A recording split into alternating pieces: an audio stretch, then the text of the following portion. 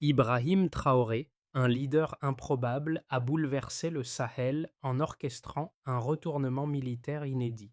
En quelques heures, il a transformé une situation désespérée en un modèle de résistance. Ce changement n'est pas seulement un exploit militaire, mais une réponse à des décennies de lutte locale et de résilience face à des puissances étrangères. Mais comment ce leader a-t-il réussi à défier les attentes mondiales et redéfinir les règles du jeu dans une région historiquement instable?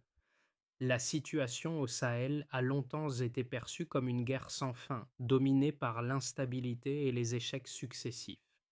Mais aujourd'hui, un nouvel espoir émerge, incarné par Ibrahim Traoré et sa vision de la résilience locale. Cette victoire ne repose pas seulement sur des tactiques militaires, mais sur une transformation profonde des dynamiques régionales. L'impact de cette stratégie pourrait bien redéfinir l'avenir du Sahel et même influencer d'autres régions en crise. La question qui se pose est simple. Est-ce que ce modèle de résilience peut vraiment se propager ailleurs et inspirer des solutions locales face à des crises mondiales?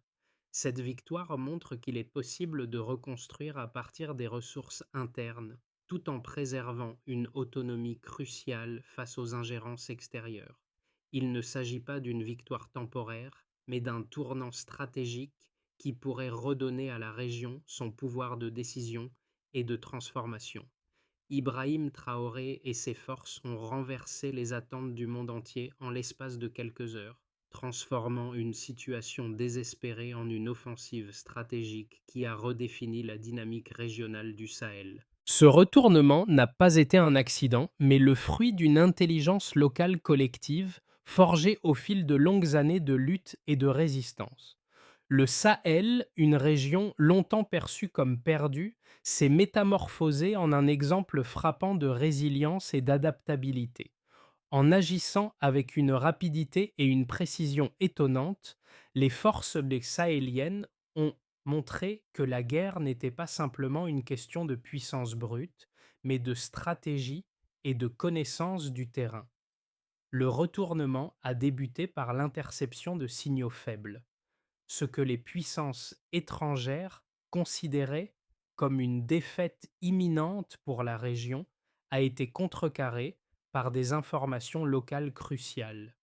Les équipes sahéliennes ont décrypté ces indices, permettant ainsi de prendre les devants avant que l'ennemi ne frappe. Les unités militaires sahéliennes, plutôt que d'attendre une intervention extérieure, ont pris les rênes et ont mené l'initiative. Ce qui a été révélé dans ces premières heures, c'est que la véritable force du Sahel réside non dans ses armes sophistiquées, mais dans sa capacité à s'adapter et à comprendre son environnement unique. Le désert, loin d'être un handicap, s'est révélé être un atout stratégique permettant aux forces locales de se coordonner et d'agir de manière plus efficace que jamais. Cela a ouvert la voie à une série d'actions décisives qui ont renversé la situation en un temps record. Le Sahel, qui semblait une région condamnée à la défaite, a prouvé que la résilience et l'intelligence locale pouvaient l'emporter sur des stratégies extérieures et des puissances étrangères. Ibrahim Traoré, un leader militaire du Burkina Faso, s'est imposé comme le visage de la résistance sahélienne. Contrairement aux attentes, ce n'était pas un général classique, mais un homme qui a su combiner la connaissance intime du terrain avec une vision audacieuse. Sa capacité à s'entourer de conseillers locaux et à écouter les voix des habitants a joué un rôle clé dans la réussite de l'offensive. Dès les premières heures de l'attaque, il a su capter les signaux faibles envoyés par les réseaux locaux d'information, ce qui lui a permis de prendre l'initiative avant même que l'ennemi ne frappe. Cet acte de réactivité a marqué un tournant dans la stratégie militaire de la région. Au lieu de s'attendre à des renforts externes, les forces sahéliennes ont agi de manière autonome, exploitant leurs connaissances locales et leur cohésion interne. Les premiers résultats de cette stratégie ont été impressionnants. Des frappes rapides et ciblées ont désorganisé l'ennemi, qui ne s'attendait pas à une telle réponse. Ce changement de dynamique n'a pas été une simple victoire militaire. Il a renforcé la légitimité de la résistance locale et a redonné confiance à une population qui se sentait autrefois abandonnée. La réaction rapide des forces sahéliennes a montré que la véritable force du Sahel réside dans sa capacité à transformer l'adversité en une opportunité stratégique. Le Sahel a désormais un leader qui ne se contente pas de réagir aux événements, mais qui les anticipe et les transforme pour définir son propre destin. Le renversement stratégique dans le Sahel a été une série d'actions rapides et décisives qui ont redéfini la dynamique de la région. Tout a commencé avec la transmission de renseignements cruciaux détectés par des réseaux locaux d'information. Ces signaux faibles ont permis aux forces sahéliennes d'agir avant même que l'ennemi ne soit pleinement conscient de l'ampleur de la situation. La prise d'initiative a été le premier acte de ce basculement, avec des attaques menées avant même que l'ennemi ne puisse réagir. Là où les observateurs internationaux prévoyaient une nouvelle défaite pour le Sahel, la réalité a pris une tournure inattendue. Les premières frappes ont été ciblées et précises. Les bases ennemies, notamment celles qui abritaient des stocks de carburant et de munitions, ont été prises pour cible et détruites. En l'espace de quelques heures, les forces sahéliennes ont réduit la capacité de l'ennemi à mener une contre-attaque efficace. Cette stratégie de frappe rapide et bien coordonnée a pris l'ennemi de court, les forçant à battre en retraite. À mesure que les forces sahéliennes avançaient, la situation se stabilisait rapidement. Les villages, autrefois abandonnés sous la menace de l'insécurité, ont commencé à se redresser. La réorganisation des forces locales et la récupération des infrastructures essentielles ont permis de restaurer un semblant de normalité dans la région. Les routes commerciales, qui étaient jadis désertées, ont recommencé à fonctionner et les marchés ont rouvert leurs portes. Cela a permis aux habitants de retrouver leurs moyens de subsistance, marquant ainsi un tournant dans la vie quotidienne des populations locales. La guerre, qui semblait être un cycle sans fin de violence et de résignation, s'est transformée en une guerre de résilience et d'adaptabilité. Les forces sahéliennes ont prouvé qu'elles pouvaient non seulement résister à l'ennemi, mais qu'elles pouvaient également reprendre le contrôle de leur propre destin. Le Sahel, autrefois perçu comme une terre de défaite, est devenu un terrain où les stratégies locales et la connaissance du terrain ont fait la différence. Les résultats de l'offensive sahélienne sont mesurables à travers plusieurs indicateurs clés qui témoignent de l'efficacité et de la rapidité de l'opération. Le premier chiffre marquant est celui du taux de pertes ennemies. En moins de 12 heures, les forces sahéliennes ont éliminé plusieurs positions stratégiques de l'ennemi, privant ce dernier de près de 50% de ses approvisionnements logistiques essentiels, notamment des dépôts de carburant et des munitions. Cette réduction significative des ressources ennemies a gravement entravé leur capacité à mener de nouvelles offensives. Le deuxième indicateur clé réside dans la durée exceptionnelle de l'opération. Habituellement, une offensive dans une région aussi complexe et hostile que le Sahel aurait pris plusieurs jours, voire des semaines, pour se concrétiser. Cependant, la rapidité avec laquelle les forces locales ont réagi a été spectaculaire.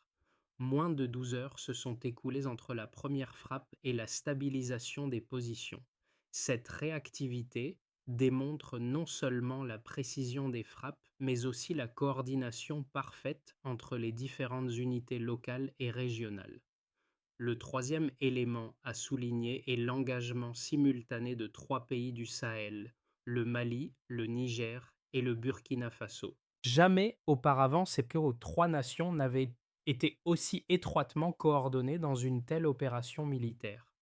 Grâce à des canaux de communication locaux et à une coordination sans faille, les informations ont été partagées en temps réel, ce qui a permis une action intégrée et cohérente. Ce modèle de coopération interrégionale a non seulement assuré l'efficacité de l'offensive, mais il a également démontré que les forces sahéliennes pouvaient fonctionner de manière autonome, sans dépendre de soutiens extérieurs. Ces trois éléments clés, le taux de pertes ennemies, la rapidité de l'opération et la coordination interrégionale, illustrent comment les forces sahéliennes ont surmonté les attentes mondiales. Ce n'était pas une victoire fortuite, mais le résultat d'une planification précise et d'une exécution rapide, qui ont permis aux forces locales de reprendre le contrôle de la situation avant même que l'ennemi ne puisse réagir efficacement. La réussite de l'offensive sahélienne a suscité une division parmi les analystes et experts internationaux. Deux perspectives opposées se dessinent, chacune offrant une lecture différente des événements. D'un côté, certains critiques soutiennent que cette victoire ne serait pas survenue sans un soutien extérieur implicite. Selon eux, la précision des frappes et la rapidité de l'opération suggèrent une forme d'assistance cachée, qu'il s'agisse de la fourniture d'équipements militaires sophistiqués ou de l'aide logistique. Ces experts pointent également le rôle crucial des technologies modernes, telles que les drones et les systèmes de communication avancés qui ont permis de recueillir des renseignements en temps réel et de coordonner les attaques de manière plus efficace que ce que des forces locales auraient pu faire avec leurs propres moyens. Cependant, cette analyse est contestée par d'autres experts qui affirment que la victoire sahélienne démontre la capacité d'une résistance locale à surmonter ses propres défis, même sans l'aide directe des puissances extérieures. Ibrahim Traoré et ses officiers ont démontré que l'adaptabilité et la connaissance du terrain peuvent être des atouts bien plus puissants que l'équipement militaire de pointe. Les forces sahéliennes ont su exploiter leur environnement unique, utilisant des outils artisanaux et des réseaux locaux d'intelligence pour mener à bien leur mission. Cette autonomie a permis aux forces locales de prendre les devants, de déjouer les attentes mondiales et de prouver que la force d'une région réside dans ses propres ressources internes. Les deux perspectives ne sont pas forcément contradictoires. Il est possible que le succès sahélien réside dans un équilibre entre les capacités internes et les technologies externes. Tandis que les drones et les infrastructures de communication ont facilité la collecte d'informations cruciales, c'est la réactivité locale, la connaissance du terrain et la cohésion interne qui ont permis de transformer ces informations en actions efficaces. Ainsi, cette victoire n'est pas uniquement une question de soutien extérieur, mais une démonstration de la force d'un modèle de gouvernance locale capable de se défendre sans dépendre des puissances étrangères. Le Sahel a pris tout le monde de court. Ce retournement stratégique n'a pas seulement redéfini les rapports de force militaire, il a révélé une vérité fondamentale. La véritable force du Sahel réside dans sa capacité à se réinventer face à l'adversité. Ibrahim Traoré et ses forces n'ont pas seulement réagi aux menaces, ils ont redéfini le jeu en exploitant les faiblesses perçues de la région. Ils ont prouvé que la résilience, la rapidité d'action et la connaissance du terrain peuvent surpasser la puissance brute et l'aide extérieure. Le modèle sahélien qui a émergé de cette offensive pourrait bien devenir un exemple de transformation régionale. Un environnement autrefois perçu comme un obstacle, voire une condamnation, a été réinterprété comme un terrain d'opportunité. Le désert, au lieu de diviser, a été transformé en un atout stratégique. Ce qui était considéré comme un terrain hostile et stérile est désormais vu comme un avantage tactique majeur. Ce changement est la clé de la réussite sahélienne, comprendre et exploiter ses propres forces, plutôt que de compter sur des ressources extérieures. C'est ce qui a permis à Ibrahim Traoré et à ses troupes de surmonter les attentes mondiales et de donner au Sahel une nouvelle vision de sa propre autonomie. Mais la question qui reste est, ce modèle pourra-t-il être répliqué ailleurs? Est-ce un modèle unique à la région ou un exemple de ce qui pourrait être accompli dans d'autres territoires en crise? L'impact de la victoire sahélienne va bien au-delà du champ de bataille. Cette transformation rapide a touché plusieurs groupes clés de la population, et chacun d'eux a vécu une réalité modifiée par cet événement historique. Pour les populations locales, la première conséquence tangible a été le retour à la normalité. Les villages, longtemps abandonnés sous la menace des attaques, ont commencé à se redresser. Les familles déplacées ont regagné leur foyer et la vie quotidienne a retrouvé son cours. Cette stabilité retrouvée ne s'est pas seulement manifestée dans les aspects physiques comme la reconstruction des maisons ou la réouverture des marchés, mais aussi dans la résilience psychologique des habitants. La confiance dans leur capacité à se défendre et à reconstruire a été restaurée, ce qui a renforcé la cohésion sociale. Pour les travailleurs et producteurs locaux, la situation a évolué de manière similaire. Les routes commerciales, autrefois inaccessibles à cause des insécurités, ont été rouvertes. Les commerçants ont recommencé à faire circuler des marchandises et les marchés ont repris vie. Cette reprise des échanges commerciaux a permis de revitaliser l'économie locale, offrant ainsi de nouvelles opportunités pour ceux qui avaient été paralysés par des années d'insécurité. Les producteurs ont pu rétablir leur activité, contribuant à une croissance économique à l'échelle régionale. La jeunesse sahélienne a également vu dans cette victoire un nouvel espoir pour son avenir.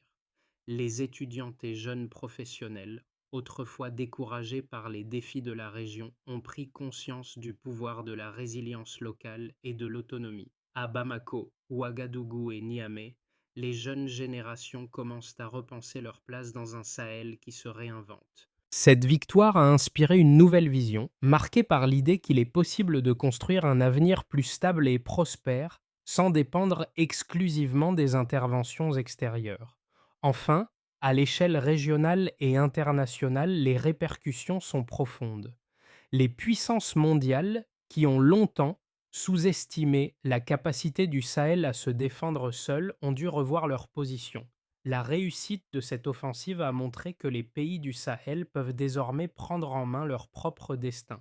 Les voisins de la région, tels que le Ghana et la Guinée, observent avec intérêt cette dynamique et commencent à adapter leur propre politique de sécurité et de gouvernance en s'inspirant de ce modèle sahélien de résilience. Le Sahel, loin d'être un exemple de fragilité, devient ainsi un modèle de résilience, de cohésion et d'autonomie, offrant des leçons non seulement à l'Afrique, mais au monde entier.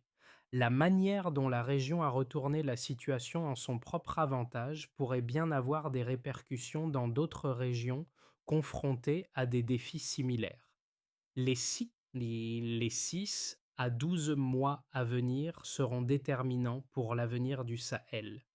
Trois scénarios différents pourraient se dessiner, chacun influencé par l'évolution des événements actuels et les pressions internes et externes auxquelles la région est confrontée.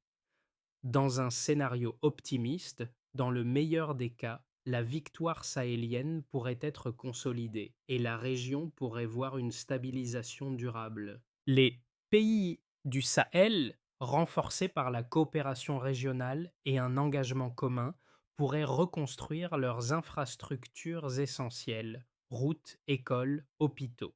Le retour à la normalité serait marqué par une croissance économique localisée, soutenue par un commerce renforcé entre les pays voisins comme le Mali, le Burkina Faso et le Niger. Ce scénario verrait également une coopération accrue avec des pays comme le Ghana et la Guinée, dont les exemples de stabilité pourraient être intégrés dans un modèle sahélien plus vaste. La région pourrait devenir un pôle de stabilité en Afrique de l'Ouest avec un modèle d'autonomie, de résilience et de gouvernance partagée. Dans un scénario intermédiaire, ce scénario envisage une stabilisation partielle, mais avec des défis économiques et politiques persistants. Les pays sahéliens continueraient à faire face à des tensions internes, notamment entre les différents groupes politiques et les élites locales. Bien que des progrès significatifs aient été réalisés dans le domaine de la sécurité, les défis économiques pourraient freiner la reconstruction et la prospérité. Les relations avec les puissances extérieures, qui pourraient continuer à exercer des pressions, notamment par le biais de sanctions ou de critiques internationales, risquerait de ralentir l'intégration régionale et les efforts de reconstruction. Cela pourrait entraîner une stabilisation fragile avec des progrès limités mais constants vers une plus grande autonomie. Dans un scénario pessimiste, dans le pire des cas, les forces extérieures pourraient continuer à interférer dans les affaires internes du Sahel, cherchant à remettre en question l'autonomie de la région. Les sanctions économiques et les tensions diplomatiques avec des puissances comme la France ou les États-Unis pourraient fragmenter la cohésion des pays du Sahel, exacerbant ainsi les divisions internes. L'instabilité pourrait ressurgir sous forme de violence, alimentée par des groupes armés et des insurrections locales.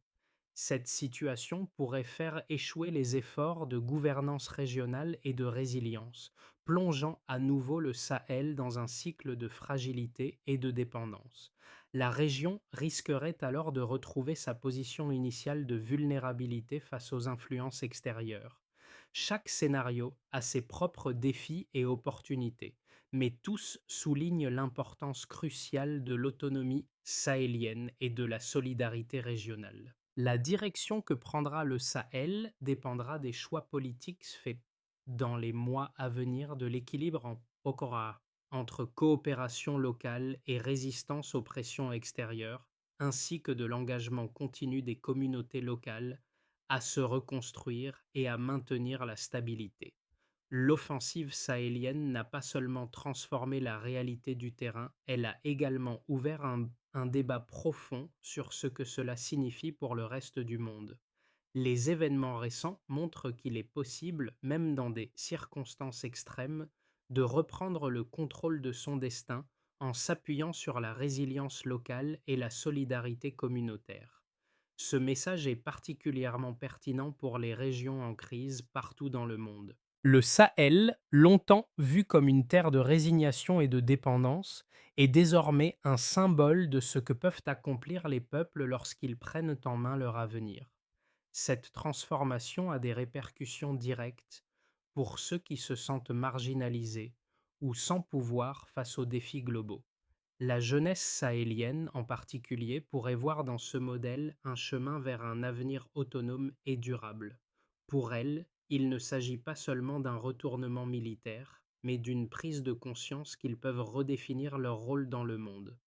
Les jeunes sahéliens, en particulier, commencent à imaginer des solutions pour leur communauté sans dépendre des grandes puissances, et ce changement pourrait inspirer des générations à venir. Le modèle sahélien pourrait bien servir d'exemple pour d'autres régions fragiles.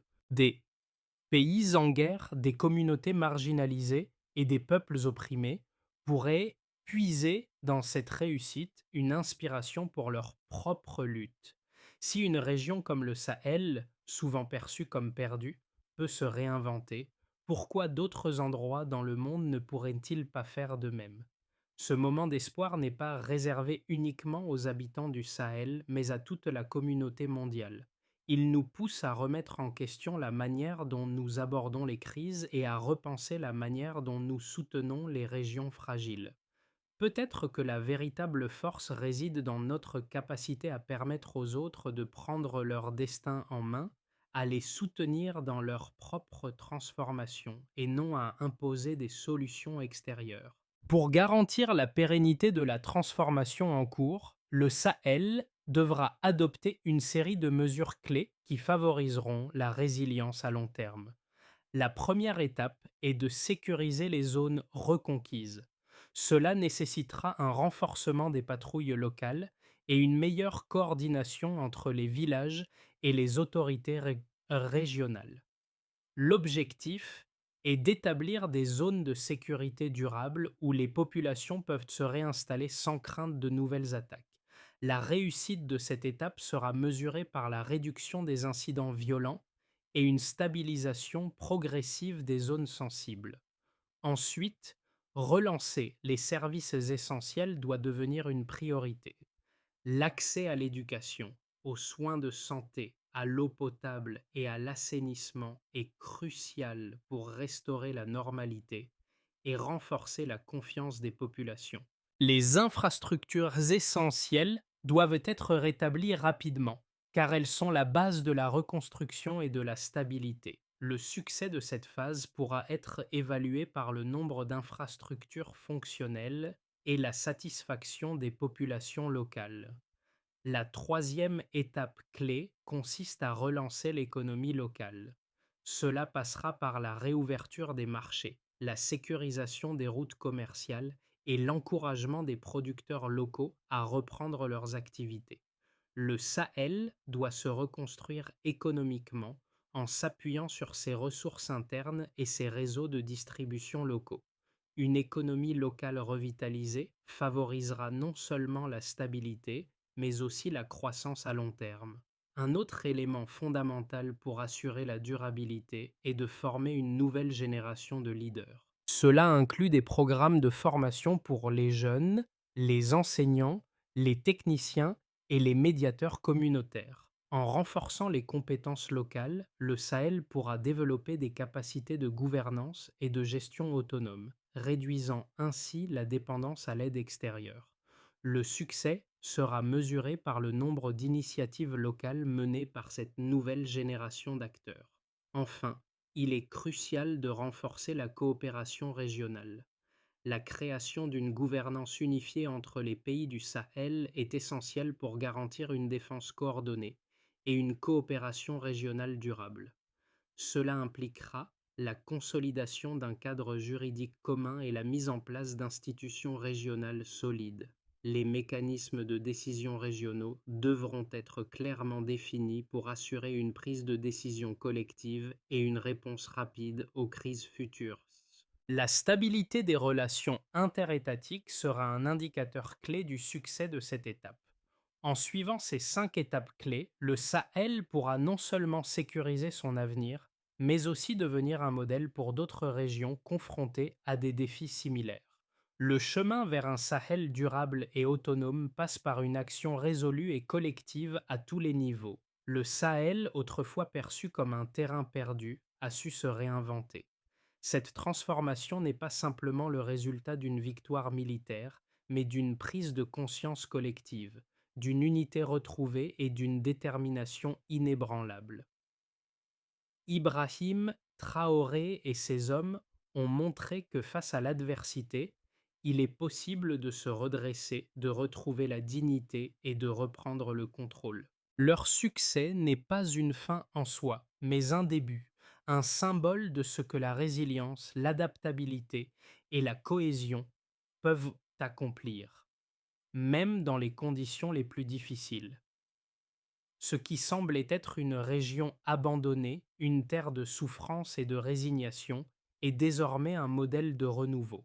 Le Sahel a prouvé que même les lieux les plus dévastés peuvent renaître à condition de croire en la force collective et de s'appuyer sur des solutions locales.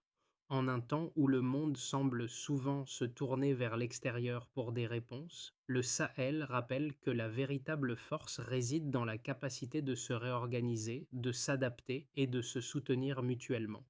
Ibrahim Traoré et le peuple sahélien ont réécrit leur histoire. Ils ont transformé un espace de guerre en un terrain d'opportunité.